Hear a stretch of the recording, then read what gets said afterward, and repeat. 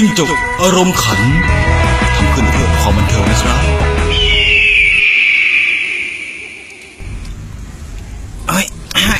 แดดร้อนทำไมมันไม่เย็นวะ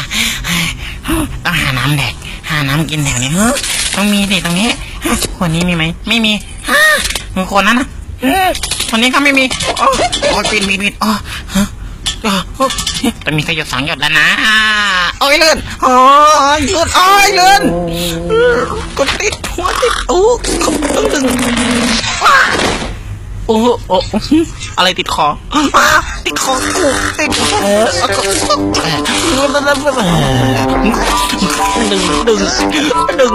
ดึงมันก็ตีได้เลยทุบ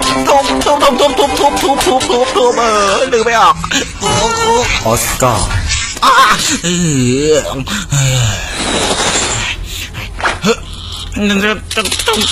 ้องหาอะไรกินต้องหาน้ำกินเจอแล้วคนน้ำแล้วมันมี2 หยดแล้วนะแต่กูเสียงอะไรเดินไปตรงเนี้ยนี่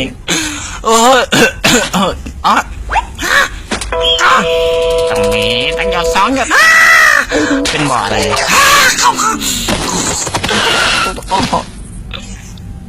บ่อน้ำแดงอะไรขี้เยอะเลยกูไม่ให้มึงแดกหรอกโอ้กูจะไปชีวิตลันล้นอย่างนี้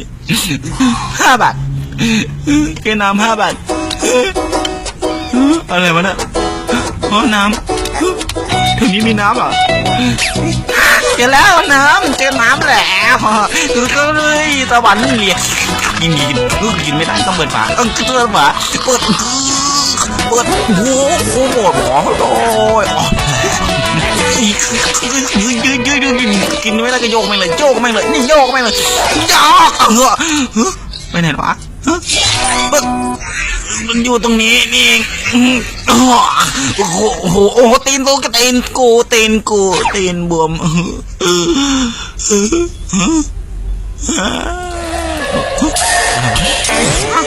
ที่เปิดน้ำคุ้นที่มันหนีบคอกูเมื่อกี้มันกลับไปเอานะเหนื่อยจังเว้ยหิวเจอแมลงวันที่ไม่ใช่แมลงถูก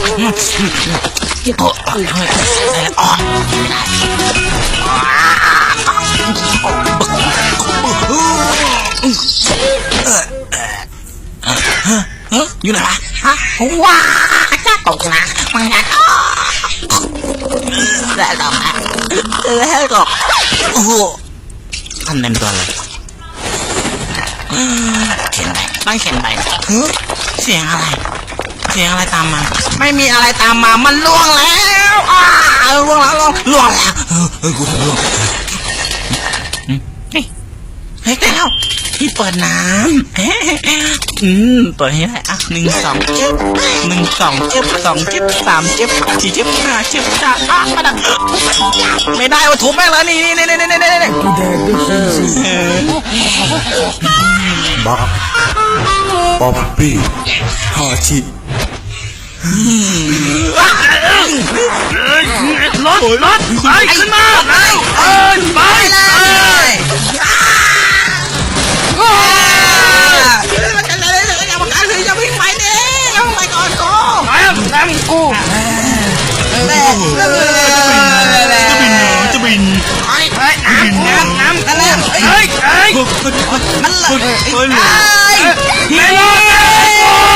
ันบินต้องบินร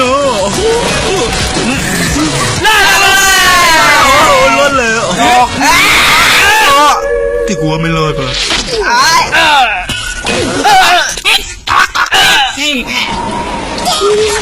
แล้วคนน้ำสุดที่รัก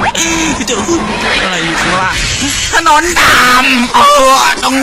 ดันไว้ไม่ให้ตกแตกก็ว่าแหละนั่นแหละ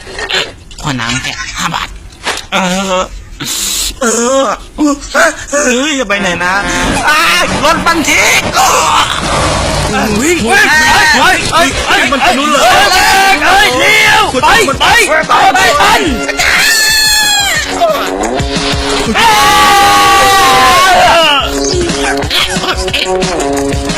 กูชนนี่อะไรวะที่เปิดน้ำยาวเฮ้ย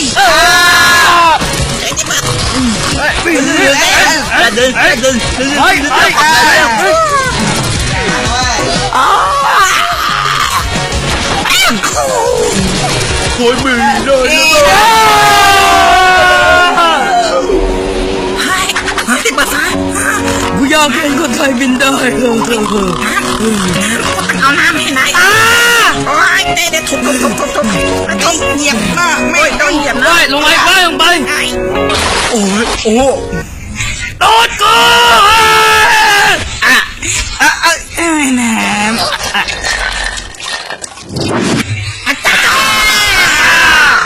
เฮ้ยได้แล้วเดี๋ยวใครเนี่ยมันเลื่อนแล้ว